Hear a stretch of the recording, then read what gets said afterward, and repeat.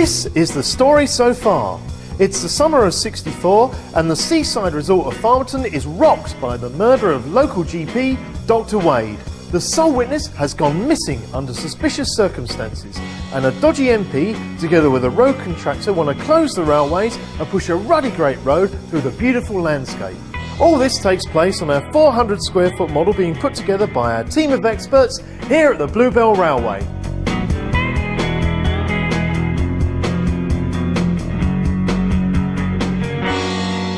First things first, I'd like to introduce a new member of our team. This is Alan.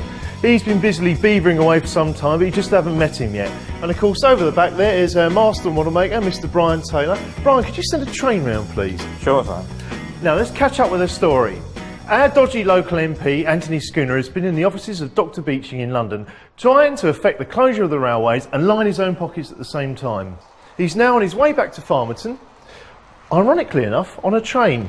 This is our station area, and here comes our first health and safety issue, because when Anthony Schooner arrives at the station, he can't alight from the train because there isn't a platform. And that's what we're going to do today. We're going to build a platform, and it's very easy to do. First thing you're going to do is take a piece of ordinary paper and pop it over the track there, which we've positioned. All you do, take a finger and just push quite hard against the rail, and instantly you can see that I'm getting the imprint of the rail coming through onto the paper. Now, if I hold that up there, you can just see a faint outline of where our track is, and that gives us exactly the outline of our platform. I've cut that out and stuck it down onto the baseboard. Now, this represents where our platform is going to be. Next thing you've got to consider is loading gauge. Now, what on earth, I can hear everybody asking, is a loading gauge? Well, essentially, loading gauge is about overhang and it's about clearance. So let's just twist it around so you can get a better look at that. Here we go. Very, very simple thing again. You notice that as it goes around the corner, this section here is going to overhang. Now, if we'd made our platform tuck up against the rail, this would be a bad thing because it'd be knocking people off and cats and dogs and God knows what. So what we're going to do is take a pencil and just pop it on that leading edge, just so that it rests on the card, and then just gently roll the piece of rolling stock along there. And you can see while I'm doing it, what it's doing, it's making a line onto our piece of card underneath. Now that's our outside edge. What you've got to remember is, of course, that the inside edge also does something that you've got to keep an eye on. Now look at this. If I turn this round for you to get a better view, get rid of that. Watch what happens as this goes around the corner. It's going to catch, but not on the outside edge. It's going to catch in a different place, which is in the centre of the carriage. So what we do for that is we just take the pencil and again lean it on there in the centre of the carriage, and again what you're going to do is to run your bit of rolling stock up and down there, like that. And what that leaves us with, of course, is our platform edge. Now that means that anything comes through there, it's not going to crash into or knock anything over. Another thing you've got to bear in mind, that works for, of course, our little carriages here, but often the actual locomotives themselves can be a problem. Have a look at this chap here. What he's got is a lot of buffer action. Now those can be sticky out a bit more. So what you want to do is you want to take your largest bit of rolling stock, do it with that, but also try it with a couple of your larger locomotives. Once that's done, we need to cut out the platforms. Now Alan, you've been busy squirreling away there. Can I have a look at what you've done? That is a lovely bit of kit. So Alan has knocked this up by cutting some MDF with a jigsaw, spraying it with grey card primer and adding some embossed plastic card on the edge. It still needs a proper paint job, but I think you get the general idea. Now that's a fairly simple operation, but what's a little bit more complicated is building the canopy that goes on the platform itself, and we're going to be doing that in a minute. Alright, let's see how well you get on with that. Let's try plopping it in its place. Lovely. Not bad, mate, not bad, very impressed.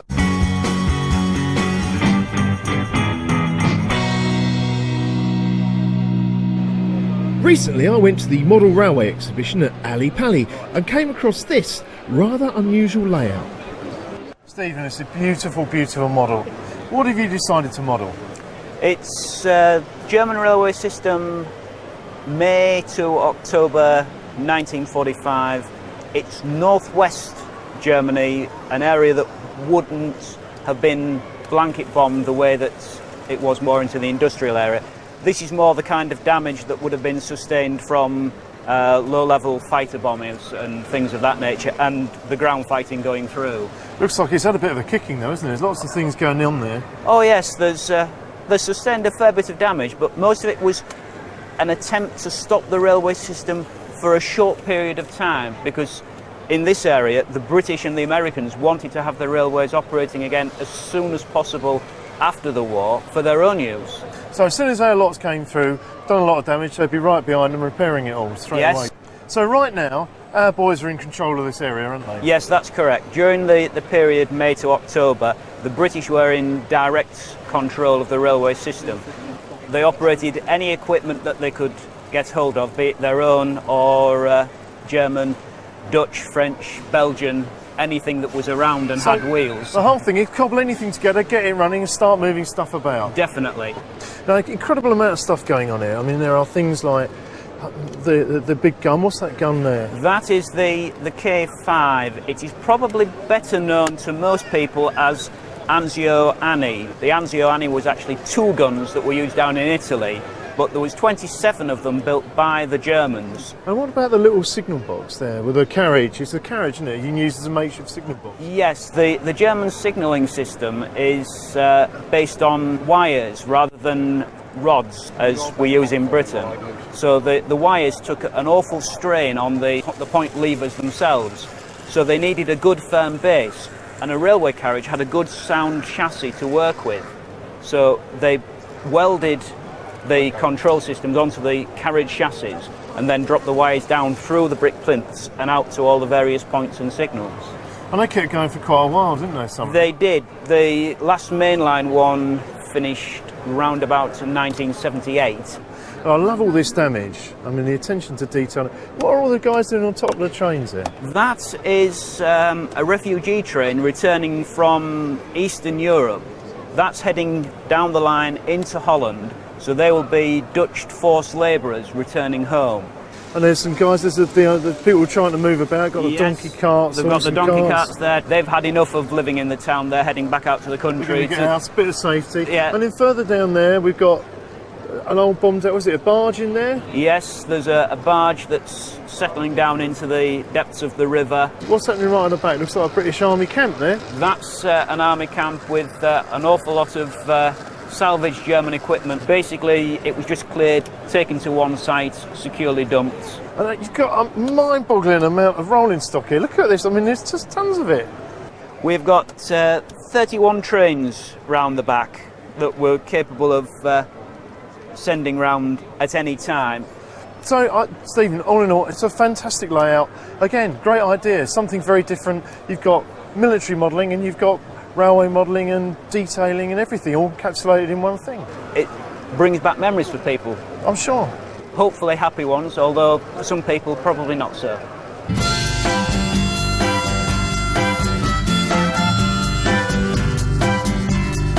Brian and Alan are busily beavering away over in Gobsmouth, our little fishing village. And while they're doing that, as promised, I'd show you how to build the canopy for our railway station. Now, there are kits available, but they're mostly for straight platforms. And of course, we've made life a little bit harder for ourselves by making ours a curved platform. So we're going to use some part of the kit and other parts we're going to make ourselves. Now, the bits of the kits we're going to use are these roof supports here and these cast iron pillars that hold it up, and also we might use a couple of bits like this. This is the end section that will go on the end of the canopy. So what we've got to do now is to make a template for a canopy which we're going to make out of card. How do we do it? Well, we could just draw around the outside of the platform, but that leaves us with a problem, because if we did that, here's a section of what we'd end up with. That would be fine if we were making a flat roof for our station, but we're not. We want a pitched roof, and look what happens if that happens there. Everyone on the side of the platform gets wet, so that's no good. So what we've got to do is to work out a way of getting it the right size. Now, there's a very simple way of doing it. It might look a bit complicated, but it's very, very easy. We know that this is 8 centimetres across, and here are our little supports. If we just simply draw around that, it gives us our height. Now, what you'll notice is, that's 8 centimetres there. If you measure from here to here, and from here to here, That's 4.5 centimetres each, that's 9 centimetres. So we know we've got to have a piece which is 9 centimetres. So we've basically got to add 5 millimetres either side. How do we do it? Well, we could go around and just make little dots on there, it'll take forever. There's a very, very simple way. In boat building, when they're going to set a new plank in, they use a system called scarfing in, and it's very, very simple. All you do is to get a little piece of wood like that and file it down so it's exactly 5 millimetres. So now, armed with a little piece of wood, which we know is 5 millimetres wide, just pop it down and with a pencil, just draw along the workpiece, keeping it nice and flat. And what you get is a parallel line which follows exactly the workpiece. Very, very simple, can't fail. Then you do the other side. Once you've done that, you transfer it to your piece of card, like so. Next job is to mark out the centre line. How do we do that? Again, very simple way. You know this is 9 centimetres wide, so half of that is 4.5 centimetres. I've marked it on our piece of wood, and as long as you keep your line on the piece of wood lined up with the edge, you pop your pencil there, and it's just a question of dragging the whole thing down the workpiece and just marking out gently as you go. Now, once that's done, the next thing you're going to do is going to have to score that centre line so you can fold it. You take a scalpel, and at the front there, score reasonably deeply into the card. Now that won't fold because of the thickness of the card itself, so what we've got to do is to cut a V section in it. So all I'm going to do is to stick the scalpel in at 45 degrees and just cut a little V section on this side. Just cut through to the centre line, and on the other side, essentially all you're going to do is to cut a line like that. Now what you're going to do is to take out that V section like that. There you go, that's the little V section taken out. All you're going to do is to carry on all the way down the line. Take your time doing it, because if you get it wrong, it can be a bit of a disaster. So here you are, this is what you end up with. That's this here. Now what it means is you can now fold this over. Now this is going to be the canopy. I'll show you what it looks like. It's going to go there. Next job is to start putting these fittings in. With a little bit of contact adhesive, our old chap here. We're going to put a bit of glue on here, like that. And then we're going to pop him on there. That is our first roof section support. I've got to stay and hold this for about another 45 minutes. Now obviously I'm far too important to stand around waiting for glue to dry, so what I've done... Thank you chaps very much. What I've done is I've nicked the one they're making for the branch line down there. I know it's a little bit smaller, but you get the same idea. What we've done, added a few little finishing touches to it, like this. This came from the same kit that we got the roof supports from. This is called a valance, and interesting enough, every different railway had different style of valancing. I don't know which one this is, but it's flexible enough. This is a straight section, but it's flexible enough to be able to go around our curved canopy.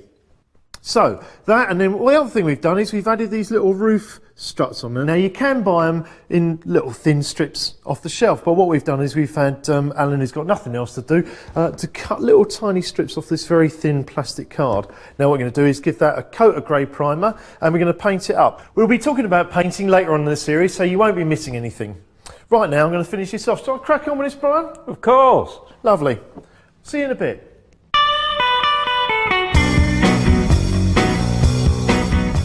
The dubious Anthony Schooner MP has left the station and he's made his way here to the Ace Cafe. The Ace Cafe is owned and run by one Ted Rabbit. There he is there, having a little natter to his mate in the lorry. Ted's a lovely bloke and he's known as Bunny to his mates. The Ace Cafe is also home to the Black Jack Motorcycle Club. Anthony Schooner has come here for one reason, and that is to meet this geezer, Chubby Riley. Chubby Riley is a failed poultry slaughter from Norfolk who's now become a ruthless and notorious building contractor. During her brief tete-a-tete, Jodie Fowler, Ted's long-suffering common-law wife, can't help but notice an exchange of a brown envelope. Can that have something to do with the motorway that Chubby's building? Who can say? The fact is that the motorway has gone through planning consent at breakneck speed without time for appeal. Open to anyone's guess, I'd say. But before these two clowns manage to decimate the landscape and shut down the whole rail network, let's go and have a look how our trains are going to be controlled before they all disappear. I hate these two.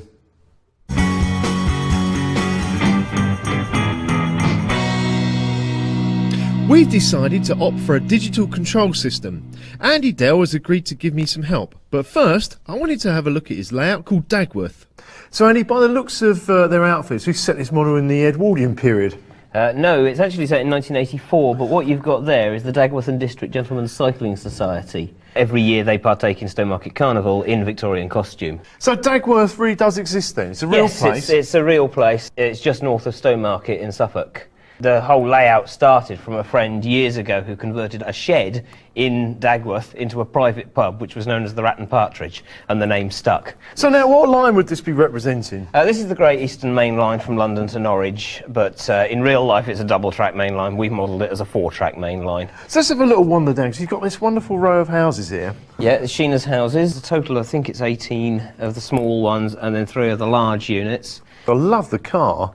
Yeah, the car that's been smashed up, we've got broken windows and rusty. And they're moving up here. The yards are nice. You've got all the people in the yards. And it's lovely. I don't even know half of what's in the yards, because that's my other half has done all that. And then you've got this wonderful signal gantry. Oh yes, the signal gantry. And these are all removable. No, that's a brilliant idea. It's all done on a 9-pin D-connector. Take it all off for transport so it doesn't get damaged. It's all scratch built from brass section. The heads are scratch built from brass tube and LEDs. And the handrails are from guitar string and wire. Yeah, he plugs back in there, all the LEDs come back on. So you're another LED fan, aren't you? Because totally, I love them. Totally. All the trains are lit with LEDs, the houses are all lit with LEDs. There's over 150 LEDs in that row of houses alone.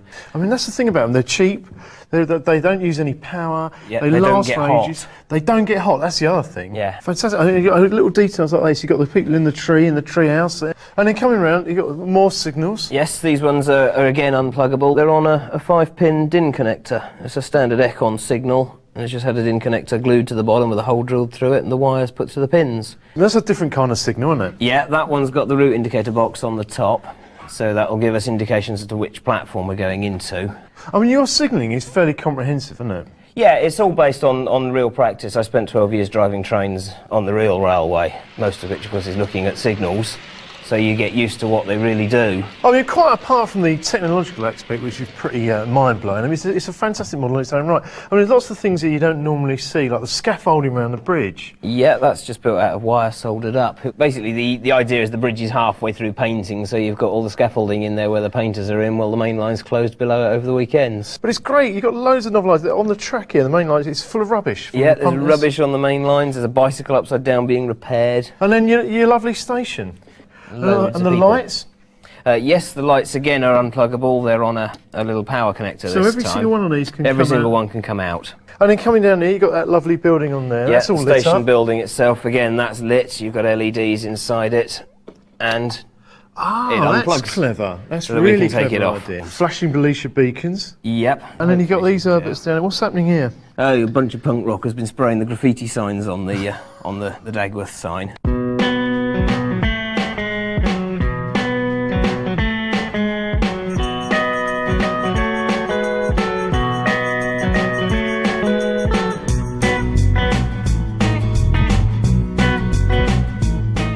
This is a small sample of the rolling stock we're going to be using on our layout. There are a number of manufacturers such as Lima, Barkman, Marklin, but we're mainly using Hornby rolling stock, and I can't wait to see it running. But first we need to make them compatible with our digital controller. Again, there's a number of different manufacturers such as ZTC, Digitrax and Lens. And we're going to be using a system from Lens, and this is one of the hand controllers. As it happens, Andy has to convert a loco of his own, so he's going to show us how it's done. When I first started modelling, we had a transformer, a couple of wires, a rheostat, you hooked it up to the track and off you went. And now we've got all this wonderful DCC stuff, but it's a bit of a jungle. What is DCC? How does it work? Right, basically, you've still got the 2 wires that go from the controller to the layout. But that's all you've got. There's no section switches or anything. All the layout is live all the time. But you've got a decoder inside the loco. And the decoder recognises commands to itself, but not to anything else. So I can tell this loco that I want it to move forward at speed step 14, and it will do that. And nothing else on the layout will move. Apart from controlling the trains, what else can it do?